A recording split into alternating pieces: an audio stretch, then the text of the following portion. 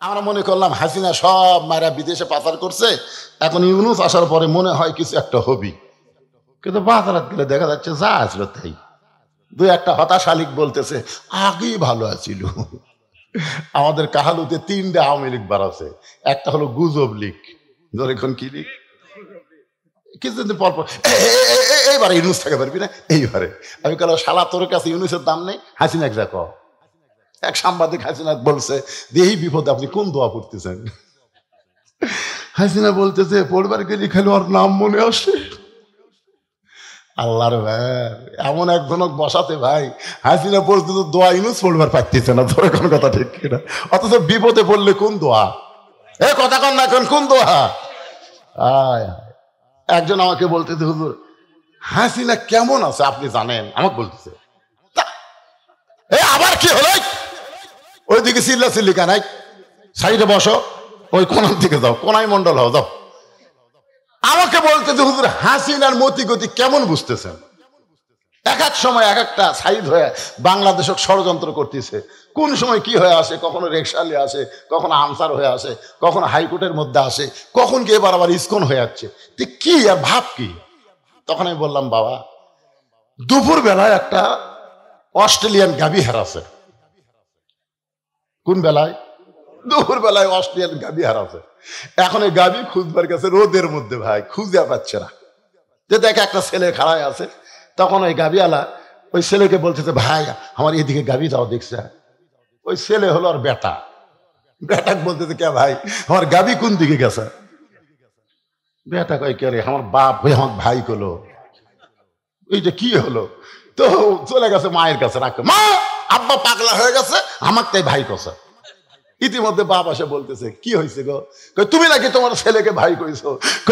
কঠিন রোদের মধ্যে গরু হেলালে কিছু মনে থাকে মা, কিছু মনে থাকে মা। একটা গরু হারানোর পরে বেটাক ভাই কয়, বক মা কয়, আর অন্যায় ভাবে 15.5 বছর যেই ক্ষমতার চেয়ারে বসে আছিল, সেই ক্ষমতা হারালেই কত বড় পাগলি আছে চিন্তা করা দরকার। কথা ঠিক না? ওই কখন যে কাক কি কবি ভাই, মুদির বহু নাই তুই আরামে ওটি থাক, যখন কথা ঠিক কিনা? আমাকে দেশলে কোনো জ্ঞান দান করিস না, কারণ 900 বছর আগে লক্ষণ সের পল আছে আর হাসিনা পল আছে। পলার পরে বাংলার ক্ষমতায় তাকে জনগণ আর কোনোদিনও দেখবে না। ধরে কথা ঠিক কিনা? বসে আছো দাদার বাড়ির, আল্লাহর ওলি বলেছে গাছের গোড়াতে এমন ঝাঁকুনি বাড়বে দিল্লির মামু বাড়ি গিয়ে পড়বা। ধরে কথা ঠিক কিনা? আপনার বলেন তো এ পর্যন্ত আল্লামা সাইদি হুজুরের প্রত্যেকটি কথায় 100 ভাগ ফলে গেছে। ধরে কথা ঠিক কিনা? আজকে শুধু সাইদি হুজুর আছে, 100 বছর বাংলার মানুষ ইমাম আজম হানিফার মতন তাকে মূল্যায়ন করবে। ধরে কথা ঠিক কিনা? 15 বছর জেলখানায় বন্দি থেকে 13 বছর জেলখানায় বন্দি রেখে হাসপাতালে হত্যা করা হয়েছে। আবু হানিফাকেও জেলখানায় বন্দি রেখে 20 পানে হত্যা করা হয়েছে। ধরে কথা ঠিক কিনা? আল্লাহর বান্দার একটু মনোযোগ দিবেন। ফাযকুরুনি আযকুরুকুম ওয়াশকুরুনি ওয়ালা তাকফুরুন। এখান থেকে আপনাদেরকে নিয়ে আইছি এই কোরআন, ইন্না নাহনু নাযালনা যিকরা, এই জিকিরেরই কিন্তু কথা হচ্ছে লাহু লা হাফিজুন। তা আমি বললাম ভাইজান আপনি যে প্রত্যেক তাওয়াফে 4-5 বার করে কাবা চুমা খাচ্ছেন, এতে আপনার ভাব কি? ভাব বুঝতেছেন না হুজুর, আল্লাহর কাবার চুমা খাওয়া মানে বেগুনা মাসুম হওয়া। আমি ওই লোকটাকে বললাম আপনি যদি 1 কোটি বারও কাবা ঘর চুমা খান, আপনার যতটুকু সওয়াব হবে তার চাইতে বেশি সওয়াব হবে একবার যদি আল্লাহর কোরআন চুমা খান। তো আর অনেকগুলো হাজি আসলো, তারা বলতে হুজুর এটা একটা কথা হলো, আপনি 1 কোটি বার কাবা ঘর চুমা খেয়ে যে সওয়াব হবি তার সাথে বেশি সওয়াব আল্লাহর কোরআন চুমা খেলে হবি, এই দলিল দেন। আমি তখন বললাম শোনো, কাবা আল্লাহর ঘর, কোরআন আল্লাহর বাণী। কাবা কার ঘর? কথা কয় না। কাবা কার ঘর? আল্লাহর ঘর। কোরআন কার বাণী? এই দুটার মধ্যে তফাৎ আছে বাদান, এই দুটা না আছে। দুটার মধ্যে তফাৎ হলো কি, যে কাবা হেফাজতের দায়িত্ব আল্লাহ নেয়নি, কারণ কাবা আল্লাহর ঘর এটা আল্লাহ বলেছে, কিন্তু কাবা হেফাজতের দায়িত্ব আল্লাহ নেয়নি, কাবা হেফাজতের দায়িত্ব দিয়েছে আল্লাহওয়ালাদেরকে, জোরে কোন ঠিক কিনা? আর কোরআন আল্লাহর বাণী, এটা কাউকে আল্লাহ হেফাজতের দায়িত্ব দেয়নি, নিজেই কোরআন হেফাজতের দায়িত্ব নিয়েছে। আপনার বলেন তো এর মধ্যে তফাৎ কি? খালি বড় কাবা আল্লাহর ঘর, আল্লাহ যদি হেফাজতের দায়িত্ব নিত, আপনার বলেন তো কোনো কাফের মূর্তিটা ঢুকবার পারত? খালি জিবরাইল বলবি তুই কাবার দরজার কাছে খাড়া হ। আবু জেহেল যখন মূর্তি নিয়ে ঢুকবি, বাম হাতে একটা চড় মারবো। যে আবু জেহেল মূর্তি নিয়ে ঢুকতেছে, জিবরাইল মারছে চড়, ওই মূর্তি ফেলে দে দৌড়। আবু সুফিয়ান এক মূর্তি নিয়ে আছে, কে রে ভাই তুই দৌড়ালি কেন? হায় হায় আন্দারা চড় মারতিছে রে, কে মারতিছে দেখা যাচ্ছে না, আয় ভাই দেখ আমার গাল লাল হয়ে গেছে। আপনি বলেন এই চড় খাওয়ার কথা শুনে আর কেউ ঢুকবি? তার নাকি পারে না যে কাবা ঘরের দরজাতে একটা ফেরেস্তা মোতায়েন করতে, খালি ঢুকবি আর পিটন হবে? কিন্তু না, আল্লাহ রাসূল বললেন উমর কি বলবার চাও? উমর ফারুক বলতে সি সি, মদিনা থেকে যে কাবার দিকে আমরা মুখ করে নামাজ পড়লাম, মক্কা বিজয়ের আগে নামাজ কায়েম হয়েছে মদিনায়, ধরে কারণ সুবহানাল্লাহ। মক্কা বিজয়ের আগেই কিন্তু নামাজ কি হয়েছে? কায়েম হয়েছে কোথায়? মদিনায়। কারণ রাসূল হিজরত করার পরে দ্বিতীয় হিজরিতে নামাজ কায়েম হলো। নবী মদিনার যায় খালি নবীগিরি করে নাই, নবীকে আল্লাহ মদিনার রাষ্ট্রপতি বানাইছিল, ধরে কারণ সুবহানাল্লাহ। আর নবী যখন রাষ্ট্রপতি হলেন, তখন আল্লাহ তাআলা নবীকে জানাই দিলেন আল্লাযীনা ইম্মাক্কান্নাহুম ফিল আরদ, মুসলমানের মধ্যে কাউকে যখন ক্ষমতা দেওয়া হবে, তার 1 নম্বর কাজ হচ্ছে আকামুস সালাত, 1 নম্বর কাজ হচ্ছে নামাজ কায়েম করা, 2 নম্বর কাজ হলো আতাউজ যাকাত, যাকাত ভিত্তিক অর্থনীতি চালু করা। ধরে কোন কথা ঠিক কিনা? আরো 2টা কাজ আছে বলতেছি। তো ব্যাপার হলো, তাহলে নামাজ কায়েম হয়েছে হিজরি কত সালে? 2য় সালে। ধরে কোন কত সালে? মক্কা থেকে মদিনা যাওয়ার 2 বছর পরে নামাজ কায়েম হয়েছে, আর মক্কা বিজয় হয়েছে হিজরি 8ম সালে। তাহলে এই যে 6টা বছর হলে আমরা কাবা ঘরের দিকে নামাজ পড়তেছি, কাবা ঘরের মধ্যে কাফের মূর্তি, আমাকে নামাজ কি হসে হুজুর? উমর ফারুক বলতেছে, ধরে কোন কে? আল্লাহ রাসূল বলেন উমর কাবা আল্লাহর ঘর, কিন্তু আল্লাহ হেফাজতের দায়িত্ব নেই নাই। আল্লাহওয়ালা মানুষ যখন কাবার পাশে থাকবে, তখন কাবা হেফাজত হবে।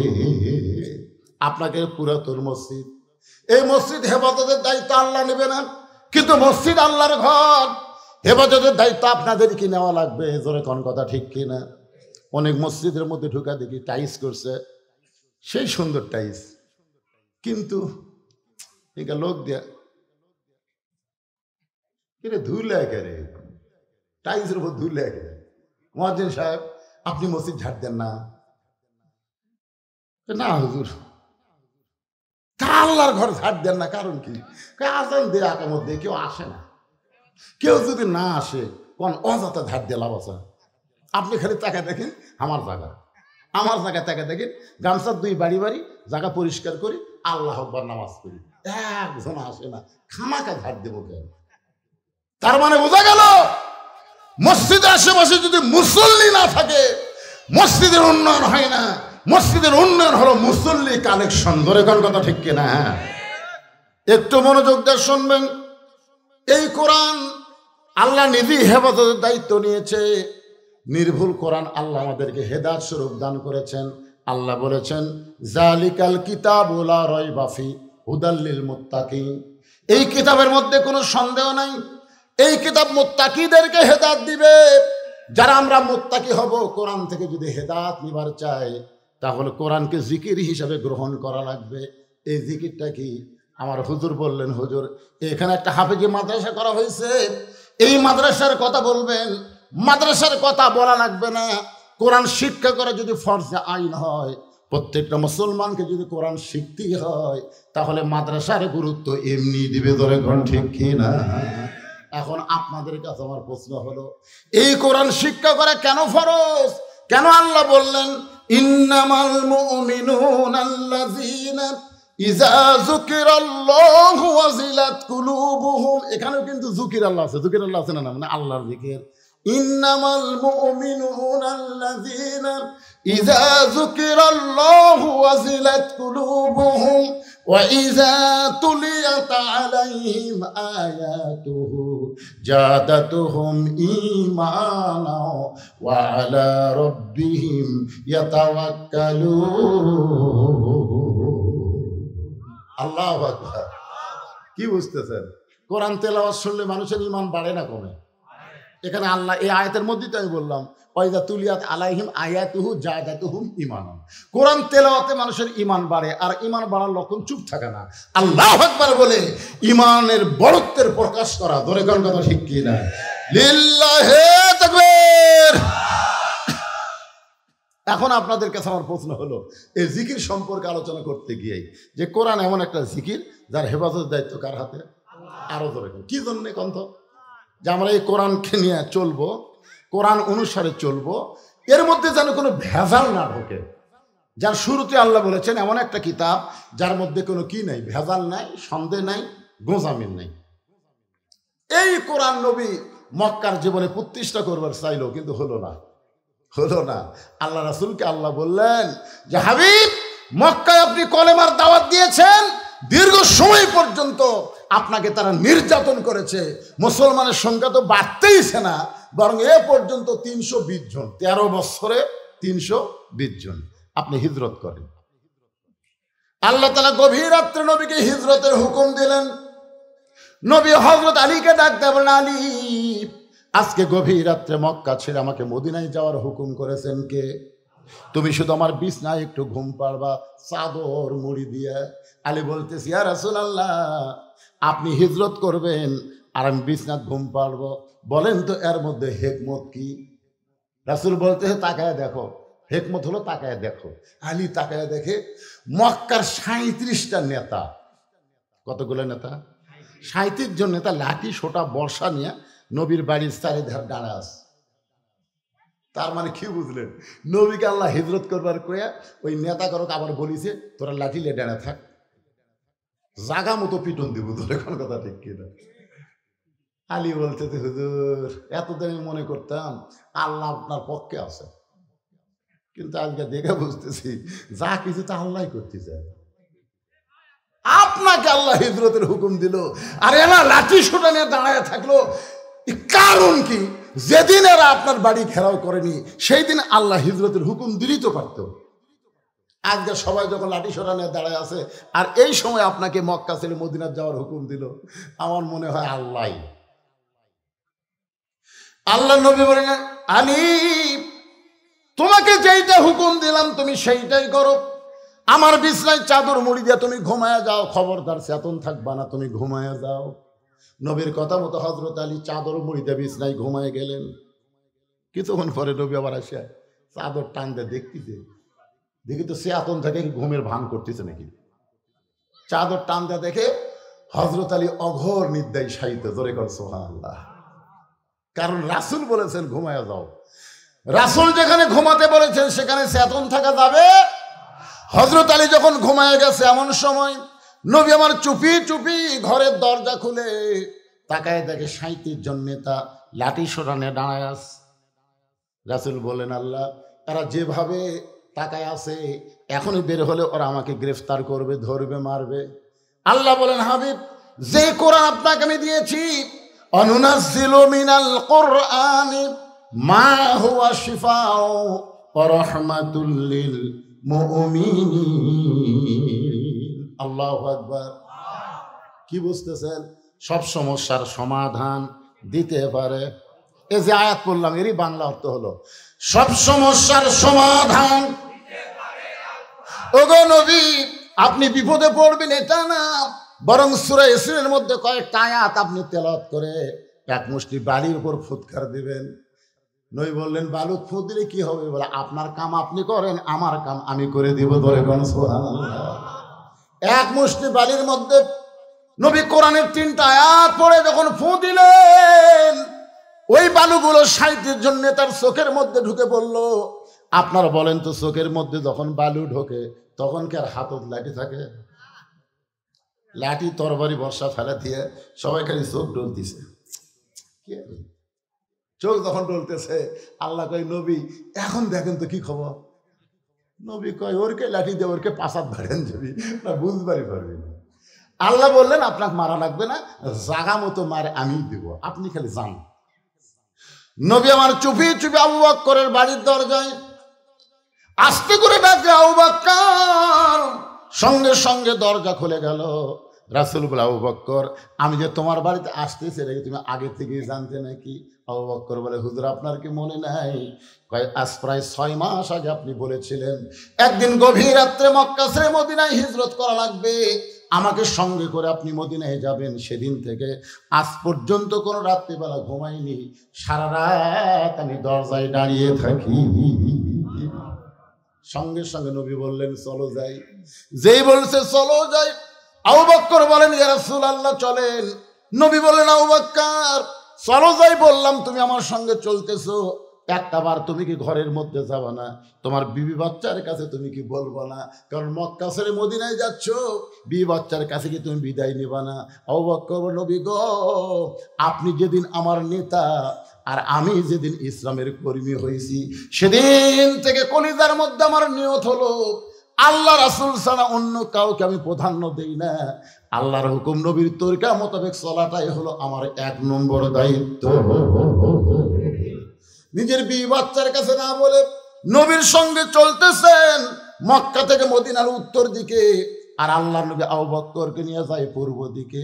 আবু বকর বলে, হুজুর আপনি কি মদিনার রাস্তা ভুলে গেছেন নাকি? মদিনা হলো মক্কা থেকে উত্তর দিকে, কিন্তু আমরা যাচ্ছি পূর্ব দিকে। রাসূল বলে, আবু বকর আমি রাস্তা ভুলি নাই, এই পূর্ব দিকে যাওয়াটাই হলো আল্লাহর হুকুম। আবু বকর বলে, রাসূলুল্লাহ উত্তর দিকে মদিনা না যায় পূর্ব দিকে যাওয়া আল্লাহর হুকুম কেন? রাসূল বলে, আবু বকর ওই যে একটা পাহাড় দেখতেছো? বলে হ্যাঁ। ওই পাহাড়ের উপরে আমাদের 2 জনকে উঠতে হবে, ওই পাহাড়ের ভিতরে একটা গর্ত আছে, এই গর্তের মধ্যে আমাদেরকে আত্মগোপন করা লাগবে। আবু বকর বলে, ইয়া রাসূলুল্লাহ আল্লাহর হুকুমেই যদি মদিনায় হিজরত করা লাগে তাহলে আত্মগোপন করবেন কার ভয়ে? হুজুর আত্মগোপন করবেন কার ভয়ে? আল্লাহ রাসূল আবু বকর আল্লাহর হুকুমে আমাদেরকে আত্মগোপন করা লাগবে। আল্লাহর হুকুমে হিজরত করাও যেমন ফরজ, আল্লাহর হুকুমে আত্মগোপন করাও হলো তেমন ফরজ। আমাকে একজন বলতে, হুজুর আইদুল হক জেহাদি আগে আমরা দেখতে ওয়াজ শুনবার গেলে দেখি ওয়াজত আসে চোরের মতন, মানে কোন দিক দিয়ে টেজত উঠলো আমরা বুঝতে পারি না। আবার যখন ওয়াজ শেষ হয় তখন বাতি লিবা চলে যায়। এটা কারণ কি হুজুর? কারণ হলো গারে সুর, কারণ হলো গারে সুর, এরই নাম হলো হিকমত। জোরে কোন সুবহানাল্লাহ। উত্তর দিকে না যায়, পূর্ব দিকে যায়, পাহাড়ের গুহার মধ্যে লুকে আছে। আবু জেহেলের ভয়ে, কাফেরের ভয়ে না আল্লাহর হুকুমে? আল্লাহর হুকুম। আমরা 15.5 বছর লুকালুকি করছি কার হুকুমে? এই নবীর সুন্নত অনুযায়ী। লুকালুকি না করলে আজকে ইসলামী আন্দোলন এত বড় পজিশনে যাইতো। আজকে সমস্ত দল ইসলামী আন্দোলনকে চিন্তা করতেছে, না জানে আগামীতে কি হয়।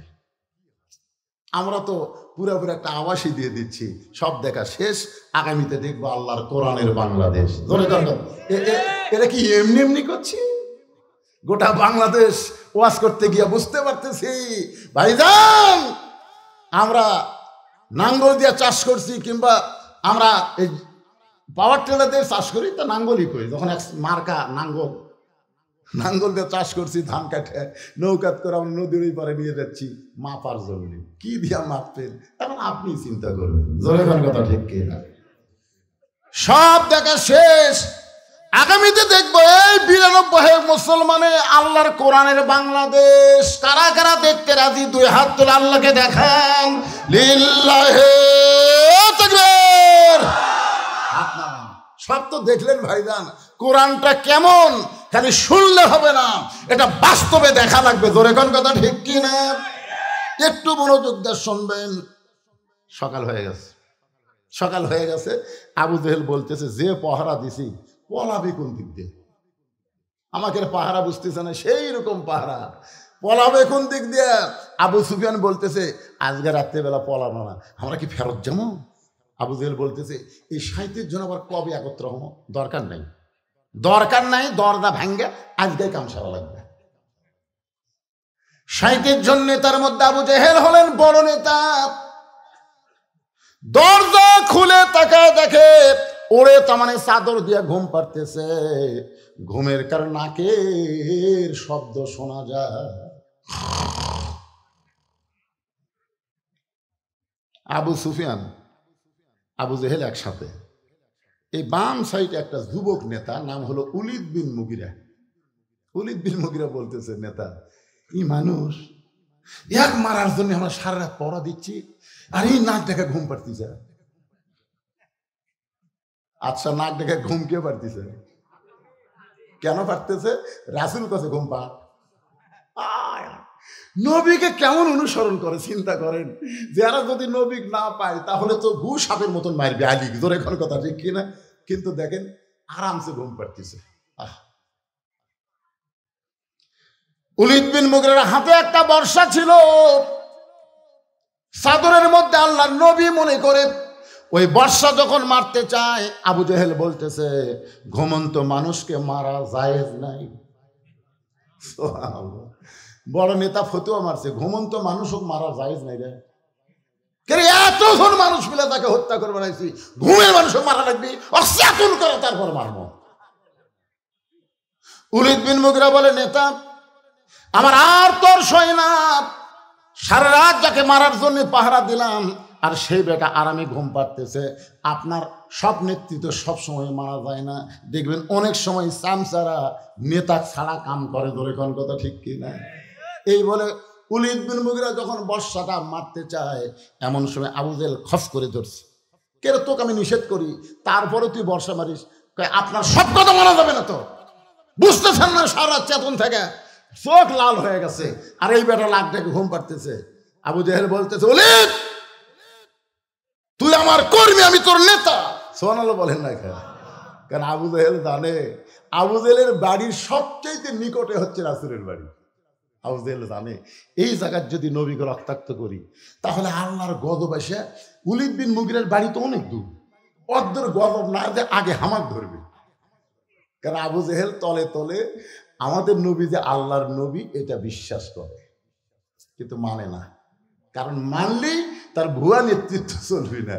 আজও পর্যন্ত বাংলাদেশের সব নেতারা জানে আলেমরাই হলো শ্রেষ্ঠ নেতা, ধরে কোন কথা ঠিক কিনা? বিশ্বাস যদি না করেন মসজিদের মধ্যে যান, আপনাকে সিরাজ কর আর যাই কর, যত নেতা আছে এরা কোনোদিন সামনে যাওয়ার পারবি? কথা কর না ভাই, পারবি? দবির দই পারবি না? এটি আর ডাইরেক্ট দিচ্ছে না, এটা ওটা অ্যাঙ্গেলে দিচ্ছে। যেই নেতা পিছনে থেকে সামনে যাওয়ার পারবে না, ওরে নেতা বানান যাবে না, জোরে কোন কথা ঠিক কিনা? বুঝবার পারেন না, পরে বুঝবেন। আল্লাহর বান্দার একটু মনোযোগ দিবেন। ইন্নামা ইয়াখশাল্লাহ মিন ইবাদিহিল উলামা। এই কোরআনের সবচাইতে বড় জিকির হলো বান্দা সমূহের ভিতরে আলেম বান্দারাই আল্লাহকে সবচাইতে বেশি ভয় করে। যারা ভয় করে তাদেরকে যে সিয়ারি দেন ওই সিয়ারের গুরুত্ব তারা বহন করবে। একটু মনোযোগ দিয়ে শুনবেন।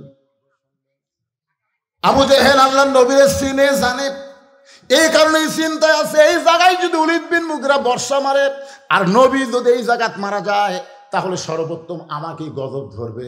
এজন্য বর্ষাটা খফ করে ধরেছে। আমি আপনাদের কাছে একটা প্রশ্ন করি, নবীর সবচাইতে বড় শত্রু হলো আবু জেহেল, আর নবীর সবচাইতে খারাপ শত্রু হলো উলিদ বিন মুগিরা। বুঝতে পারলেন? নবীর সবচাইতে বড় শত্রুকে আবু জেহেল, আর নবীর সবচাইতে খারাপ শত্রু হলো উলিদ বিন মুগিরা। মানে সবসময় নবীকে খারাপ ভাষা দিয়ে গালি দিত। একদিন নবী সাহাবীদেরকে নিয়ে আলোচনা করতেছে, উলিদ বিন মুগিরা সাইড দিয়ে যাচ্ছে আর বলছে, ও মুসলমানের নবী, তুমি যদি সত্যি আল্লাহর নবী হও তাহলে জন্মের আগে তোমার বাপ বললো কেন? আচ্ছা দেখেন, এইটা একটা কথা হলো। ও মুসলমানের নবী, তুমি যদি সত্যি আল্লাহর নবী হও তো জন্মের আগে তোমার বাপ বললো কেন? এখন যদি আমাকে বলে, ও বদরশিদ, আপনি সত্যি আলেম হন তাহলে আপনি এত কালো হলেন কেন? এখন আপনারা বলেন, আমি যে কালো হচ্ছি এটা কি আমি হচ্ছি? তো নবীর যে বাপ মরছে মায়ের পেটে থাকতে, এটা কি নবী মানছে? তাহলে এইরকম কথা বলার কারণ? সঙ্গে সঙ্গে নবীর চোখ দিয়ে পানি আসলেন। শিশু বলে, ময়রা গেছে মা, গর্বে থাকতে মরছে পিতা নবী চোখে দেখলেন না। কে করিবে লালন পালন, কে দিবে সান্ত্বনা, এই দুনিয়ার বড় এতিম নবী ছিলেন একজনা। আলাম ইয়াজিদিকা ইয়াতীমান ফাআওয়া। নবীর চোখ দিয়ে পানি পড়তেছে। আল্লাহ কয়, হাবিব কাঁদতেছেন? ওলীদ বিন মুগিরার কথা শোনা কাঁদতেছেন? আপনি জানেন ওই কে? তো রাসূল বলতেছে, আল্লাহ আমি তো জানি ওলীদ বিন মুগিরা মুগিরার বেটা। না হুজুর, ই মুগিরার বেটা লয়। তাহলে কে? উতুল্লিম বাদা যালিকা জানি। উনি হলে জাউরা সন্তান, একলা 100টা ভোট দেয়। ওর বাপ একটা ভোট দেয় 100টা। জাউরার গা ধরে করে কথা। আর বাপ হলো একটা ভোট দেয় 100টা, খালি মুড়ি টানে আমার। যারা বাংলাদেশে একের অধিক ভোট দিচ্ছে তারা অধিকাংশই জাউরে। কথা কর না রে, কথা কর না কেন? তোর বাপ কয়টা খায়? একটাতে ভোট দিল কয়টা? এক বাপের বেটা হয়ে তুই 10টা ভোট কেমন দেশ? উতুল্লিম বাদা যালিকা জানি। নবী বুঝবার পারছে আল্লাহ কি কইছে। কিছুদিন পরে ওর কামিত হলো ওই নবীর খারাপ শত্রু। নবী আবার যখন আলোচনা করতেছেন ওই আসতেছে, তো নবী জানে ওই তো এসে একটা খারাপ কথা বলবি। তো ওলীদ বিন মুগিরা বলার আগেই নবী আউট করে দিছে, উতুল্লিম বাদা যালিকা জানিম। ওলীদ বিন মুগিরা কয়, কে রে? আমার দেখার পরে নবী কথা কইল, তাহলে আমি কি অবৈধ? আমার কি বাপের ঠিক নাই? নবী গেলেন তো দূরের কথা, মারছে দৌড়। এক দৌড়ে মায়ের কাছে, মা মাগো উতুল্লিম বাদা যালিকা জানিম। মা কান্দার বলে, এত বছর পর এই সত্য কথা তোরে কে শুনাইল? যে কথা দুনিয়ার কেউ জানে না রে, খালি আমি জানি। এই কথা তোরে কে শুনাইল? ওলীদ বিন মুগিরা বলতেছে, মা কি কি কি কি কি লবে? এই কথা তো কে শুনাইল? এত দামি কথা তোরে কে শুনাইল রে? যে তোরে শুনাইছে এ দুনিয়ার সাধারণ মানুষ না। ধরে কোন সুবহানাল্লাহ। ওলীদ বিন মুগিরা বলে, মা তাহলে সত্যই কি আমি দারুস সন্তান? ওলীদ বিন মুগিরার মা বলতেছে, তুই দারুস সন্তান এইটা তোরে যে বলেছে আমি জানি না, তবে কথা সত্য। ওলীদ বিন মুগিরা বলে, মা তাহলে বলেন তো আমার জন্মটা কিভাবে হলো? এখান থেকে বোঝা গেল আল্লাহ নবীকে যারা গালমন্দ করবে, নবীর বিরুদ্ধে যারা সমালোচনা করবে, এমনকি ওরাসাতুল আম্বিয়া আলেমদেরকে নিয়ে যারা সমালোচনা করবে, তারা সকলেই হলো অবৈধ সন্তান। বৈধ সন্তান কোনোদিন আলেমদের সমালোচনা করবে না। আল উলামা ওয়ারাসাতুল আম্বিয়া, আলেমরা হলো নবীদের ওয়ারিস।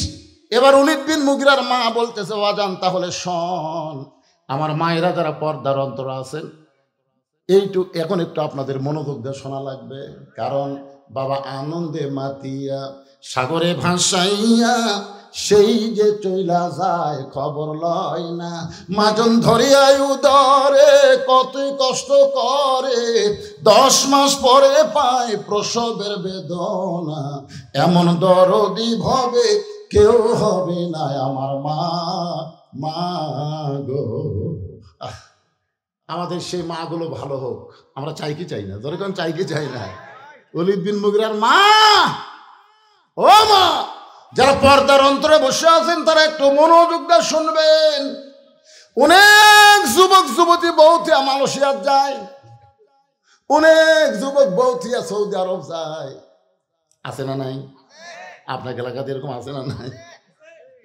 এখন যে ওয়াজটা হইয়া খালি খাফের খাপ মন্তাজের বাপ, মায়েরা রে, হায় হায় রে, আমাদের বাংলাদেশের যা পরকিয়া শুরু আছে, পরকিয়া।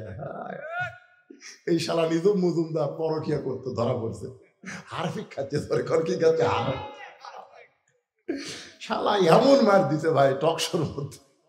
তোর মুখ দিয়ে যে খারাপ কথা বাড়ায়, তোর মুখ পরিষ্কার করলে হারফিক খাওয়া লাগবে। হারফিক মানুষ কোন জায়গা দেয়? কোন জায়গা দেয়? পায়খানা পেশাবখানা হারপিক দেয়। নিজুম মজুমদার ওর মুখের মধ্যে হারপিক ঢুকাছে। তোর কথা ঠিক কিনা? আমার মায়েদের জন্য বলতেছেন ভালো মা হন।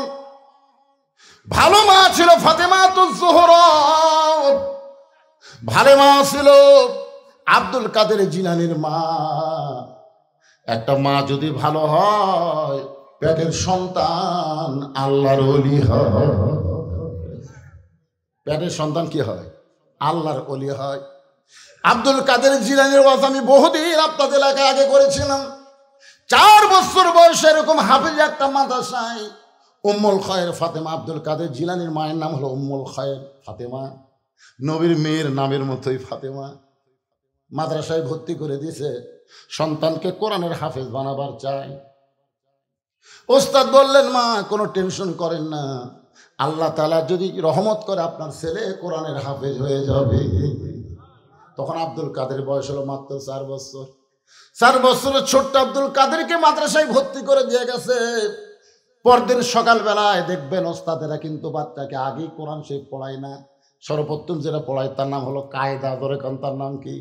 কায়দা পড়াতে গেলে আগে পেশাবখানাত নিয়ে যায়। আমার মাদ্রাসায় দেখছি ছোট বাচ্চা ভর্তি করে দিলে ওকে আগে কায়দা দেয় না, আগে পেশাবখানাত দিয়ে যায়। আমি কইলাম, হুজুর পেশাবখানাত কেন? হুজুর কায়দার মধ্যে তো কোরআনের অক্ষর আছে। আল্লাহ কোরআনে বলেছে লা ইয়ামাসসুহু ইল্লাল মুতাহহারুন, ততক্ষণ পর্যন্ত কোরআন স্পর্শ করা যাবে না যতক্ষণ পবিত্র না হবে। এর ভিতরে পেশাব পায়খানা না শিখাই এরা পবিত্র কেমনে হবে? 4-5 বছর 6 বছরের বাচ্চাকে মাদ্রাসার ছাত্র হুজুররা পেশাবখানা দিয়ে গেছে, আর আমাকে প্রাইমারি বই হাতত দিচ্ছে। আগডম বাগডম ঘোড়াডম সাজে ঢাক বললো, ঝাঁঝর বাজে বাজতে বাজতে চললো ঢুলি, ঢুলি গেল কমলা ফুলি, কমলা ফুলির টিয়াটা সূর্য মামার বিয়াটা। কেরা শুয়ে পড়া খাড়া হয়ে পেশাব করে। আমি বললাম, কেরে বেটা বসে থেকে কর, কেমনে পেশাব করা লাগে তোর স্যার শিখাইনি? তখন মুসকি মুসকি হাঁচাকে স্যার সাজে কি কয়, প্রাইমারি পেশাবখানা যায় দিকে আমার স্যারই খাড়া হয়ে পেশাব করে। মানে যে শিক্ষা দিচ্ছে ওই শিক্ষাতে আবার পানি লেওয়া লাগবি, খাড়া হয়ে মারবি।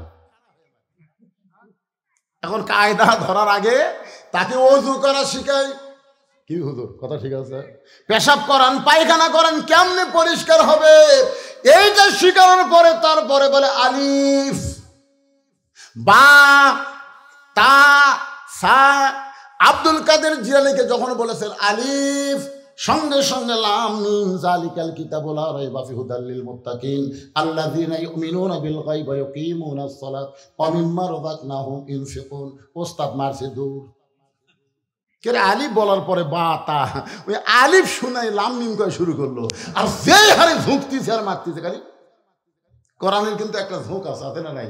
অজিলাত কুলুবুহুম, তার অন্তরের মধ্যে কোরআনের বাণী এমন ভাবে তলপড়ানি সৃষ্টি করে যার কারণে প্রত্যেকটা মাদ্রাসায় গিয়ে দেখবেন বাচ্চারা কোরআন পড়তেছে এরকম ঝুঁকতেছে। এটা হলো কোরআনের মুজিজা। জোরে কর সুবহানাল্লাহ। আব্দুল কাদের ছোট্ট বাচ্চা কোরআন পড়তেছে আর ঝুঁকতেছে। এমন সময় উস্তাদ মারছে দৌড়। অনেক ছাত্র বলে, হুজুর দৌড়ান কেন? বলে একলা পারতেছে না, ভয় লাগে। মানুষের বাচ্চারা মনে হয় পেতনির বাচ্চা। সমস্ত শিক্ষক ছাত্র ঘিরে ধরেছে, আর 4 বছর আব্দুল কাদের জিলানী খালি পড়ে যাচ্ছে। এক হুজুর কোরআন শরীফ হাতে নিয়ে এরকম আব্দুল কাদের পড়ার দিকে খেয়াল করে আয়াত বের করে ধরতেছে। বাজান করে একটা আয়াত পর্যন্ত বাদ দেয় না। যেই মাত্র 18 পারা কোরআন তেলাওয়াত শেষ হয়ে গেল, এমন সময় আব্দুল কাদের অটোমেটিক ব্রেক হয়ে গেছে। সমস্ত ওস্তাদ বলতেছে আর কেন পারতেছে না, আর কেন পারতেছে না। একজন ওস্তাদ বলে, জানবার যদি চাও তাহলে আব্দুল কাদেরের মায়ের কাছে। আর যাস না কেন? মা কি বাঁচে আছে? আছে জামার কাছে। ওই মায়ের কাছে বলতেছে, মা 11 মাস আমার খিদা কম, কিন্তু রোজার মাসে এত খিদা খান। তখন মা বলতেছে, তোর দাদি এই সর্বনাশ করছে তোর দাদি। তুই যখন আমার পেটত আসলি রোজার মাসে তোর দাদি বলছে, বৌমা খবরদার রোজা থাকো না, রোজা থাকলে পেটের বাচ্চা শুকা যাবে। খালি তুই কি তাজা ছোঁয়ার জন্যে রোজার মাসে আমি খাসি রে, আমিও খাসি তুইও খাসি। এই যে রোজার মাসে তোর খাওয়া শুরু হচ্ছে, বেড়ে এসে তুই আর না খায় থাকবার পারতেছিস না। একটা মা যদি ভালো হয়, এই জন্য খ্রিস্টান নেপোলিয়ান বলেছে, ভালো একটা সন্তান চাইলে ভালো একটা মায়ের দরকার। ধরে কোন কথা ঠিক কিনা? মায়ের কাছে যা। আব্দুল কাদেরকে কান্দে করে মায়ের বাড়ির দরজায়, মা জানলা দিয়ে তাকায় দেখে গতকাল আব্দুল কাদেরকে ভর্তি করে দিছে মাদ্রাসায়, আজকেই ফেরত নিয়ে আইছে। মা কান্দের বলে হুজুর আমার আব্দুল কাদেরের অপরাধ কি? কি অপরাধে তাকে ফেরত দিয়ে বেড়াইছেন? ওস্তাদ বলতেছে মা আব্দুল কাদেরের অপরাধ হলো একটাই, আলিফ বলার পরে বা বলে না। একটানে 18 পারা কোরআন আমাদের কেমনে শোনাই? মা কান্দের বলে হুজুর আমার আব্দুল কাদের কেমনে কোরআন শোনাইলো আমি মা হইয়াও বলতে পারবো না। ওস্তাদ বলে মা গোপন করো না, সত্যি করে বলো তো খবর কি? মা কান্দের বলে সত্য কথা হলো আমি হলাম 18 পারা কোরআনের হাফেজা। এই আব্দুল কাদের যখন পেটে ছিল আল্লাহ তাআলা আব্দুল কাদেরের কারণে সন্তান পেটে আসার কারণে মায়ের মাসিক ব্যারাম বন্ধ করে দিল। যে মায়েরা পেটে বাচ্চা আসে সাথে সাথে তাদের কি হয়? মাসিক ব্যারাম বন্ধ হয়ে যায়। কারণ কি বন্ধু? কারণ হলো প্রতি মাসে 3 দিন 5 দিন মায়েরা মন চাইলেও ইবাদত করতে পারবে না। কেন পারবে না? এই মাসিক শুরু হলে মেয়েদের নামাজ পড়া যাবে না, কোরআন পড়া যাবে না, তারপরে রোজা রাখা যাবে না। কিন্তু পেটে বাচ্চা আসার সাথে সাথে আল্লাহ মাসিক ব্যারাম বন্ধ করার কারণ হলো বাচ্চা থাকা অবস্থায় মায়ের ইবাদতের যেন কোনো কমতি না হয়। কারণ মায়ের ইবাদতের সাথে পেটের বাচ্চার আল্লাহ সম্পর্ক করে দেয়। পেটে বাচ্চা নিয়ে মা রুকুর থেকে সেজদাত গেছে, পেটের বাচ্চা বড় হচ্ছে এখন 7 মাস। 7 মাসের বাচ্চা পেটত বুঝতেছে না, পেট উঁচে হয়ে গেছে। তারপরে রুকুতে সেজদাত গেছে, একটা বাচ্চা পেটের মধ্যে ঠাসি খাচ্ছে। রুকুতে সেজদাত গেলে কি হয়? ফেরেশতারা বলতেছে আল্লাহ কি কষ্ট করে মা নামাজ পড়তেছে, পেটের বাচ্চার মনে হয় কষ্ট হচ্ছে। আল্লাহ কয় ফেরেশতা সাক্ষী থাক, সাক্ষী থাক। যে মা পেটে বাচ্চা নিয়ে কষ্ট করে রুকুর থেকে সেজদাত যায় ও মা শুধু নিজে নামাজ পড়ে না, পেটের বাচ্চাকেও নামাজি বানায় দিচ্ছে। ধরে কাল সুবহানাল্লাহ। কি বুঝতেছেন ভাই? আজকে আমাদের যেগুলো ধরে ওদের খাড়া হয়ে আছে ঘুরতেছে, এগুলা কি এরকে দোষ? এরকে দোষ না তো। ওরা যখন মায়ের পেটে ছিল মা তখন পেট দিয়ে গোটা পাড়া ঘুরিছে, ওই যে পেটের মধ্যে থেকেই এরকে ঘোরনি ব্যারাম শুরু হয়ে গেছে। ভালো মায়ের বাচ্চা যারা কোরআনের মাহফিলে বসবে তারা, ধরে কোন কথা ঠিক কিনা? হ্যাঁ, আপনি কি কবার চান? এইরকম কোরআন আলোচনা বাদ দিয়ে যারা রাস্তা ঘুরতেছে এরকে মা ভালো? কথাটা আমার না, একটু মনোযোগ দিয়ে শুনবেন। ওলীদ বিন মুগীরা মা, সেখান থেকে আমি মায়ের কথা বলতেছি। মায়েরা যদি ভালো হবার চান আপনাদের 1000 আমল করা লাগবে না। 1 নম্বর আমল হলো অকরনা ফি বুয়ুতিকুন্না ওয়ালা তাবাররাজনা তাবাররুজাল জাহিলিয়াতিল উলা। আল্লাহু আকবার। আগামীতে আর যেন বাংলাদেশে কোনো মেয়ে মানুষ প্রধানমন্ত্রী না হয়। কেরে মরদেরা চেতেন না কেন? বারে চেতেন না কেন? আমার কথা না, আমার কথা। আল্লাহ কোরআনে বলেছে আর রিজালু কাওয়ামুনা আলান নিসা, পুরুষরা নারীদের উপরে থাকবে রে। নারী যদি পুরুষের উপরে ওঠে ওয়াজেদ মিয়ার মতন হবে। ওয়াজেদ মিয়া বোঝে? ওয়াজেদ মিয়ার জাফরুলের কাছে গেছে, গণস্বাস্থ্যের জাফরুলের কাছে গিয়ে বলতেন ভাই আমাকে একটা চাকরি দে ভাই। জাফর খালি হাসে। ওয়াজেদ মিয়াকে হাসেন কেন? বলে হাসার কারণ হলো আপনার বউ হলো প্রধানমন্ত্রী আর আপনি আমার কাছে চাকরি চান। ওয়াজেদ মিয়া যে কান্দা কান্দিছে ভাই, যেদিন থেকে প্রধানমন্ত্রী হতে ভাই সেদিন থেকে আমার কলজাতে আগুন ধরে দিছে ভাই। আমার একটা কথাই মানে না, আমার ওর কথা মানা লাগে। আমি একটা চাকরি করব। চিন্তা করে দেখেন, যে হাসিনা তার স্বামীক শান্তি দেয়নি সেই হাসিনা বাংলার জনগণকে কোনোদিন শান্তি দেবার আসেনি। জোরে কোন কথা ঠিক কিনা? ওই বাংলায় আইছে বাংলার মানুষদেরকে হত্যা করতে, প্রতিশোধ নেওয়ার জন্য। জোরে কোন কথা ঠিক কিনা? তাছাড়া কেমনে বলে আমার বাপের দেশ, আমার দেশ, বাপের দেশ, আমার দেশ? প্রধান সেনাপতি কি বলেছে? আমাদেরকে গুলি করার অর্ডার দিচ্ছে, গুলি করার। এই 2000 খালি প্রধান সেনাপতি যদি গুলি করতো লক্ষ লক্ষ বাংলাদেশের ছেলেরা ছাত্র জনতা মারা যেত। তোর এখন ঠিক কিনা? কিন্তু গুলি কেন করেনি? ওই স্বরাষ্ট্রমন্ত্রীর কাছে পুলিশের আইজি বলতেছে স্যার স্যার আপনারা খালি কোন যে গুলি করেন, আমরা তো করতেছি কিন্তু কাম তো হচ্ছে না। তো স্বরাষ্ট্রমন্ত্রী কয় কি হয়েছে? দেখেন দেখেন এই যে গুলি করতেছি এটি ফাঁকা হতেই ওই পোড়া যায় আর এখন খাড়া হয়। গুলিতে মানুষ ভয় করে না। এরা আসলে কি? এরা হচ্ছে তয়রান আবাবিল। কারণ আবু সাইদ মরা শুরু হয়ে গেছে ভাই। আমার যখন রক্ত পড়তেছে আমি তখন জান্নাতের 8টা দরজা দেখতে পাই। মুগ্ধ বলতেছে আমি যখন শেষ নিঃশ্বাস ত্যাগ করি রাসূল আমার কাছে হাউজে কাউসারের পানি নিয়ে এসেছিল। ইয়ামিন বলতেছে ওরা গাড়ি থেকে আমাকে লাথি দিয়ে ফেলে দিয়েছে, আমি জান্নাতের মধ্যে চলে গেছি। ছাত্র জনতা বুঝতে পেরেছে হাসিনার বিরুদ্ধে আন্দোলন না করলে বাংলাদেশের মানুষ শান্তিতে থাকবে না। হকের পক্ষে থাকতে গেলে দরকার হলো জীবন দেওয়া লাগবে। ধরে কোন কথা ঠিক কিনা?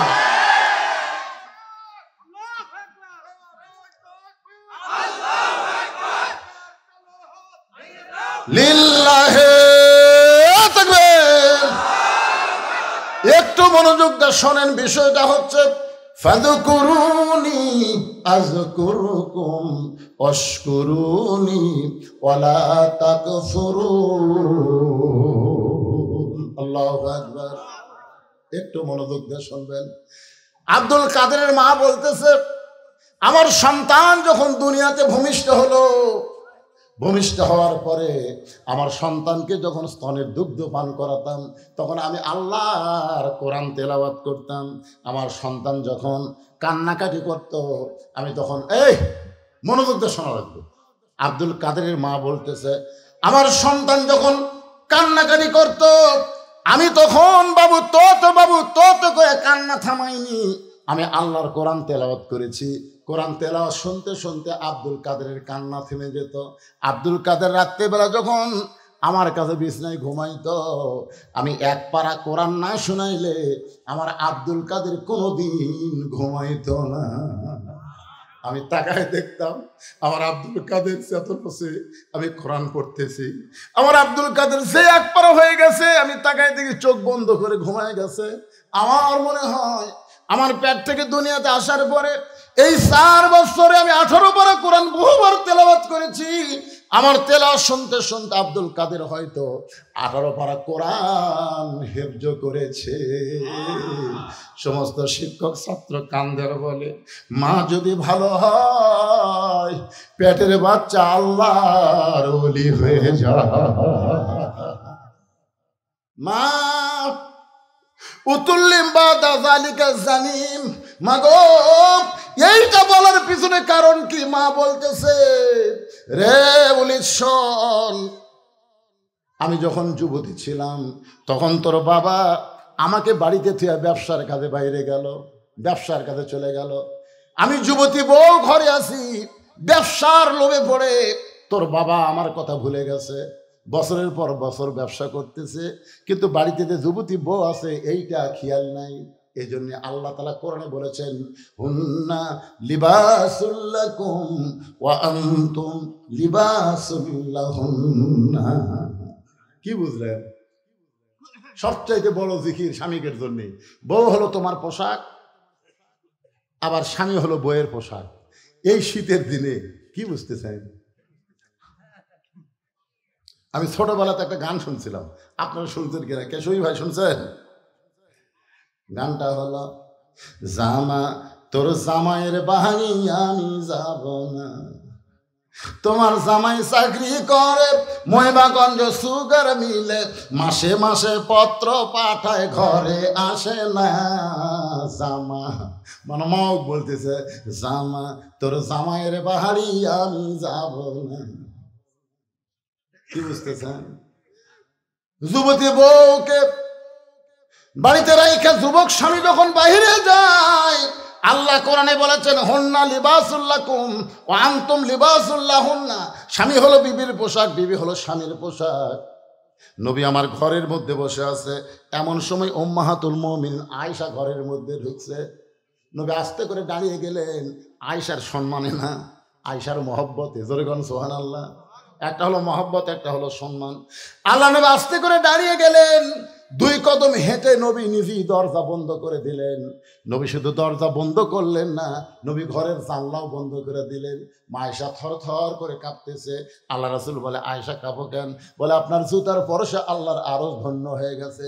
হুজুর যদি কোনো বেয়াদবি হয়, আল্লাহ নবী বলে আয়েশা একজন নবীর জুতার পরশে আল্লাহর আরশ ধন্য হয়ে গেছে, একজন নবীর জুতার পরশে। আয়েশা বলে হুজুর আপনি তো সেই নবী। আল্লাহ নবী বলতেছেন আমি সেই নবী ছিলাম যতক্ষণ দরজা খোলা ছিল, কিন্তু দরজা যেই বন্ধ হয়ে গেছে আয়েশা, আমি আমি আর নবী নাই রে, আমি হলাম স্বামী আর তুমি আমার বিবি। মায়ের সাথে দৌড়ে এসে নবীর বুকে মাথা রেখে বলতেছে, আল্লাহ আল্লাহ, আমার নবী শুধু বিশ্ব নবী নয়, আমার নবী হলেন পৃথিবীর 1 নম্বর স্বামী। সুবহানাল্লাহ। যেই বলছে 1 নম্বর স্বামী, নবী তখন আস্তে করে আশাকে এই বাম হাতে বুকের মধ্যে নিয়ে ডান হাতে একটা ঠাসি মারছে। এটা কিসের ঠাসি? মহব্বতের ঠাসি। আপনি আপনার বউকে বুকের মধ্যে নিয়ে একটা ঠাসি মারবেন, নবীর সুন্নত আদায় হবে। একটা সুন্নত আদায় করলে 100 গলা কাটা শহীদের সওয়াব। এটা কোন সুন্নত? টুপি মাথার দেওয়া, পাগড়ি পরা, এটা হলো বুকের মধ্যে নিয়ে ঠাসি দেওয়া সুন্নত। কথা কয় না, এই সুন্নত সমাজে চালু আছে। কথা কন না কেন? যেই সুন্নত সমাজে চালু নাই, এই সুন্নত যদি আপনি চালু করেন তাহলে 100 গলা কাটা শহীদের সওয়াব পাবেন। টুপি তো চালু আছে, দাড়ি চালু আছে, এগুলো তো সস্তা সুন্নত। সবচাইতে বড় সুন্নত হলো বাতিলের বিরুদ্ধে লড়াই করে মুখের দাম ভেঙে ফেলা দেওয়া। কথা, এই দাঁত ভাঙ্গা হলো 100 গলা কাটা শহীদের সওয়াব। এই খাওয়ার পরে মিষ্টি খাওয়া, মনে করছে মিষ্টি খাওয়া 100 শহীদের গলা কাটা না। যে সুন্নত সমাজে চালু নাই, এই সুন্নত চালু করলে 100 গলা কাটা শহীদের সওয়াব আল্লাহ দান করবে। ধরে করেন সুবহানাল্লাহ। আল্লাহর বান্দার একটু মনোযোগ দেন। আল্লাহ তাআলা ডাক দিয়ে বলেন, জিবরাইল লহে মাহফুজ থেকে কোরআনের আয়াত নিয়ে নবীর কাছে যাও, নবীরে জানায় দাও, হুন্না লিবাসুল লাকুম ওয়া আনতুম লিবাসুল লাহুন্না। ওলীদ বিন মুগীরার মা বলতেছে, তোমার বাবা মাসের পর মাস, বছরের পর বছর যখন বাহিরে, তখন আমার মনের মধ্যে একটা ব্যারাম ঢুকলো, একা একা কেন ভালো লাগে না, কোনো কাজে মন যেন বসে না, আমার কি হতে কি হয়ে গেল, আমি নিজেও তো কিছু বুঝি না। ওলীদ বিন মুগীরার মা বলতেছে, আমি ঘরের ছাদে গেলাম, ঘরের ছাদে গিয়ে উড়ু উড়ু মন নিয়ে যখন তাকাই, তখন দেখি তোমার বাপের ছোট ভাই। ওলীদ বিন মুগীরার বাপের কি ভাই? যার নাম আমাকে আপনাকে ধনুরে কি খায়? বাপের ছোট ভাইকে বলা হয় দেওরা। বাড়ির আগে বেতেরা হাল আছে ছোট দেওরা রে। এই রংপুরের ভাওয়ায় সারা মফিজ এলাকার গান ধরে কোন ঠিক না। আমি মা বোনদেরকে বলবো, পুরুষ জাতের মধ্যে 2টা দলকে আপনারা কাল সাপের মতন ভয় করবেন। একটা হলো দেওরা আর একটা হলো দুলা ভাই। এই 2টা খালি সুযোগ খোঁজে। জোরে কর কথা, ঠিক কিনা? মা বোনদেরকে আমি বলতেছি, মা এই দেওরা দুলা ভাইকে কাল সাপের মতন ভয় করবেন, এদেরকে ধার দিয়ে ঘেঁষতে দিবেন না। এখন ওলীদ বিন মুগীরার মা বলতেছে, উড়ু উড়ু মন নিয়ে আমি তোমার বাপের ছোট ভাইকে দেখে আমি আস্তে করে ছাদ থেকে ঘরের মধ্যে এসে দরজা খুলে দিলাম। দরজা খোলা মাত্রই তোমার চাচা ঘরের মধ্যে ঢুকলো। আর ঘরের মধ্যে যখন ঢুকলো, আমি তখন এমন কিছু বাহানা করলাম, মেয়ে মানুষ কিন্তু কিছুই করা লাগবে না, খালি অন্য বাঁধে মধ্যে ফেলা দিবি আর গাবি, ফেলা দিবি আর গাবি। তখনই ছেলেরা বুঝতে পারবি ই আমার মিস কল মারতেছে। তোর কথা কর না, কথা কর না।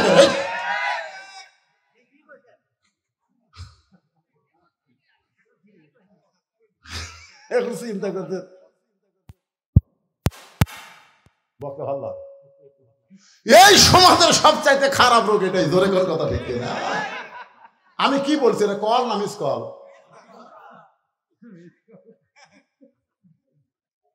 এখন তোমার চাচা বুঝবেন পাইলাম, আমার সঙ্গে তোমার চাচার মিলন হলো। ওই মিলনের মাধ্যমে তুমি আমার পেটের মধ্যে ঢুকলে, তুমি আসলেই যারো তো সন্তান। আবু জেহেল মনে আছে না, ভুলে গেছেন? ওলীদ বিন মুগীরার কি ধরে আছে? বর্ষা ধরে আছে। বাম হাতে বর্ষা ধরে, ডান হাতে চাদর। বাম হাতে বর্ষা ধরে, ডান হাতে চাদর টান দেওয়ার পরে সাঁইতের জন্য তার চোখ বড় হয়ে গেছে। তোরা কি পড়া দিলি রে? তোরা দেখলি ঘুম পাড়তিছে, আমরা তো তাই দেখলাম। বারে ঢুকলো কখন? আবু জেহেল বলতেছে, আলী এই তোমার নবী কোন দিকটা পলালো রে? আলী খালি মুসকে মুসকে হাসতেছে। সুবহানাল্লাহ। মুসকে হাসার কারণ হলো দুইটা। এক নম্বর কারণ হলো আমার নবী নিরাপদে আছে, ধরে কারণ সুবহানাল্লাহ। কারণ যখন ওই যে চাদরের মধ্যে ঢুকছিল তখন মনে করছিল যে হারে হারে লাঠি সোটালি আছে, আহা আমার তো নবী ঘুমাবার বললো, আরে নবী কি বিপদের মধ্যে পড়ে নাকি, এই চিন্তা নিয়ে কিন্তু ঘুমাইছিল। কিন্তু যখন আবু জেহেল বলতেছে আলী তোর নবী কোন দিকটা পালাইলো, তখন আলী দুই কারণে হাসতেছে। এক নম্বর কারণ হলো নবী নিরাপদে আছে, আর দুই নম্বর কারণ হলো তোরা 37 জন পাওরা দিলি, চেতন থেকে তোরা পাওরা দিলি, নবী কোন দিক দিয়ে গেল, আমি ঘুমের মানুষকে জিজ্ঞাসা করিস কেমনি, তোরা কি চেতনা ছিল না? কয় হয় আমি কেন, আমি ঘুমের মানুষ, নবী কোন দিক দিয়ে গেল কেমনি কব?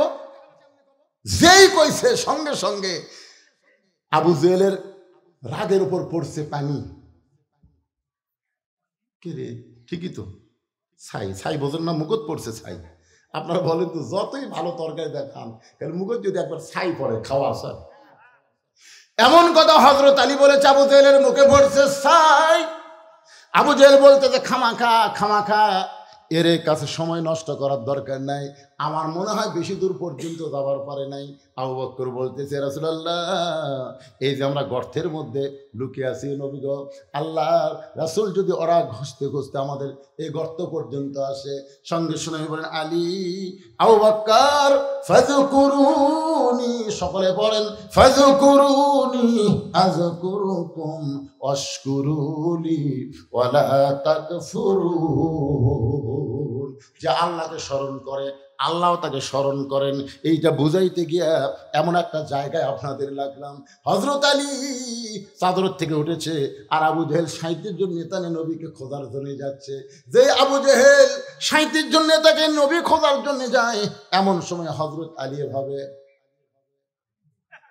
কি বুঝতেছেন, এই বুড়া আঙ্গুলি ঘুরায় বলতেছে। সঙ্গে সঙ্গে আবু সুফিয়ান বলে নেতা, যেই বেটা ঘুমের কারণ নবী চলে গেল আমরা বুঝবার পারলাম না, সে বুড়া আঙ্গুল ঘুরে আমাদের কি বলে। আবু জেহেল বলতেছে আমার মন চায় ওরে সাইজ করি, কিন্তু ওর চেহারার দিকে তাকাইলে বুঝতে পারি আমরা কিছুই না। আল্লাহর জিকির করার কারণে আল্লাহ তার চেহারার ভিতরে এমন শক্তি দিয়েছে, সুবহানাল্লাহ। আল্লাহর বান্দারা, এই যে ছেলেরা আজকে 2 দিন ব্যাপী কোরআনের মাহফিল তথা জিকিরের মাহফিলের আয়োজন করেছে, এই মাহফিল করা থেকে আপনারা খুশি না বেজার? কারা কারা খুশি 2 হাত তুলে আল্লাহকে দেখান, লিল্লাহি তাকবীর। এরা ইচ্ছা করলে আনন্দে গান বাজনা করতে পারতো, সেটা করে নাই। আল্লাহর ঘরের উন্নয়ন কল্পে এরা 2 দিন ব্যাপী কোরআনের মাহফিল করেছে। ভাইজান, আমি যখন উঠছি এই তেজে তখন সময় ছিল 5 মিনিট কম 6টা, এখন দেখতেছি 10 মিনিট কম 8টা। দীর্ঘ প্রায় 1.25 ঘন্টার বেশি, 1 ঘন্টা 50 মিনিট আলোচনা করার পরে আমি একটা আপনাদের কাছে গামছা দিয়ে পাঠাবো, ব্যাগ দিয়ে পাঠাবো। সকলে মন থেকে খুশি হয়ে যে যা পারবেন আল্লাহর রাস্তায় একটু দান করবেন। যদি আপনি দান না করে চলে যান, দিতে পারেন, কোনো সমস্যা নাই, কিন্তু আগামীকাল আপনি যে মহান বিপদের মধ্যে পড়বেন সেটা কিন্তু বুঝবার পারতেছেন না। আর সাদকাতু তারুদ্দুল বালা, দান সদকা করলে বালা মুসিবত আল্লাহ দূর করে দেয়।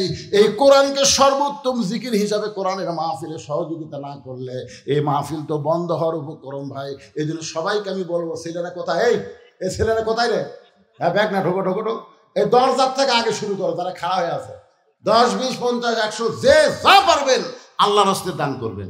আপনি কিঞ্চিত হলেও দিবেন, কিন্তু বঞ্চিত করবেন না, বঞ্চিত করা যাবে না, বুঝলেন? আপনি যা পারবেন মাশাআল্লাহ আল্লাহর রাস্তায় দিয়ে দিবেন।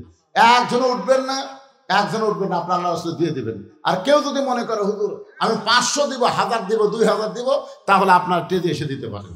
কিন্তু 10, 20, 50, 100 টাকা কষ্ট করে ওঠার দরকার নেই। ও ব্যাগ লে যাচ্ছে, ব্যাগের মধ্যে দিয়ে দেন।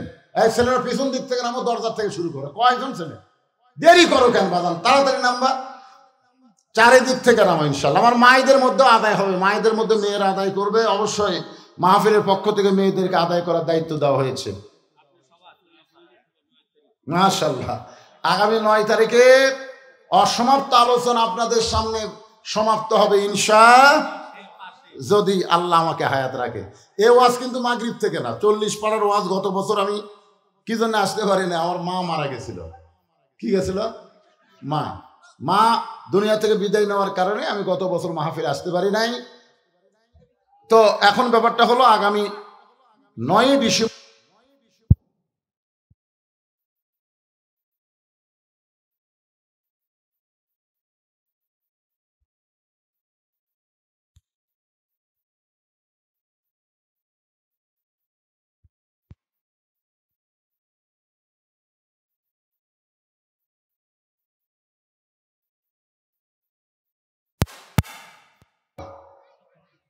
আলগা হচ্ছে 200 টাকা, আর ডাবা হচ্ছে 500 টাকা। বলে ডাবা কি? বলে গোড়া শুদ্ধ তুলে দেবো, আর ঘাস থাকবি না। আর আলগা মানে খালি ঘাসের মাথা ছিঁড়ে দেবো। তো মাগরিবের মাহফিল হচ্ছে মাথা ছেঁড়া মাহফিল, যেরকম কি ছাড়া মাথা ছিঁড়া, আর রাতের মাহফিল হলো গোড়া তোলা। এই জন্য ইনশাল্লাহ 40 টাকা। এ উঠলেন কেন? মাঝখান থেকে উঠলেন কেন বাবা? যিনি যা পারেন আল্লাহর রাস্তায় দান করেন। ইনশাল্লাহ আপনাদের নিয়ে আমি মোনাজাত করবো। আগামীকাল এখানে রাত ভর মাহফিল আছে, সবাই আসবেন ইনশাআল্লাহ। হ্যাঁ, সবাই দেন 10, 20, 50, 100 টাকা। এতগুলো মানুষের মধ্যে 500 টাকা দেওয়ার মতন কেউ নেই যে হুজুর আমি ব্যাগের মধ্যে না দিয়া আমি আল্লাহর ঘরে মসজিদের সংস্কারের জন্য অন্য একজনে 500 টাকা দিলাম, 1000 টাকা দিলাম।